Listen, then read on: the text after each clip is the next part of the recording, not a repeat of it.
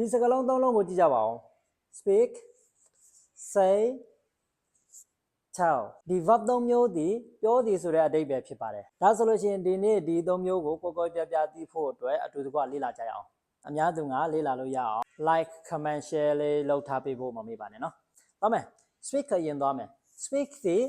များသောအားဖြင့်ဘာသာစကားကိုပြောတယ်ဆိုတဲ့အဓိပ္ပာယ်သက်ရောက်တယ်ပေါ့နော်သူ့ရဲ့နောက်မှာ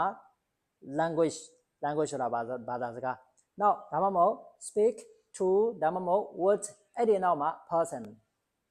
ဆိုတာလူပေါ့တယောက်ပေါ့နော် someone လို့လည်းပြောလို့ရတယ် I speak English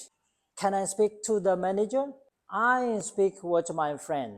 please speak slowly စိတ်ကကြတော့သူပြောသည်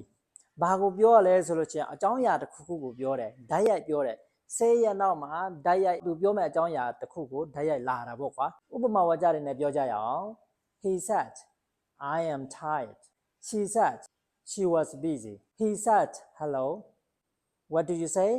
Say your name ဒါတွေကစိတ်ရဲ့နောက်မှာတန်းပြီးတော့မှသူပြောချင်တဲ့အကြောင်းအရာသူပြောတဲ့စကားလုံးတွေကိုတန်းလိုက်တာဖြစ်ပါတယ် tell ကျတော့အဲ့လိုမဟုတ်တော့ဘူး tell ကလည်းပြောပြတာသူကျတော့တယောက်ကိုအကြောင်းအရာတစ်ခုခုပြောပြတာဖြစ်ပါတယ် She told me the truth I told my students a story Tell me your name ခုနပြောတာ say your name အခုကကျတော့ tell me your name me ထည့်ပြရတာเนาะနှစ်ခုလုံးအမှန်တယ်တကယ်လို့ခုနတော့က say me your name ဆိုတော့မရတော့ဘူး tell me your name မှာမှန်တယ်များသောအားဖြင့်မှားနေတတ်တဲ့ဒီ common mistake လေးတွေကိုဆက်ပြီးတော့မှလေ့လာကြရအောင် say me the truth လို့မသုံးနဲ့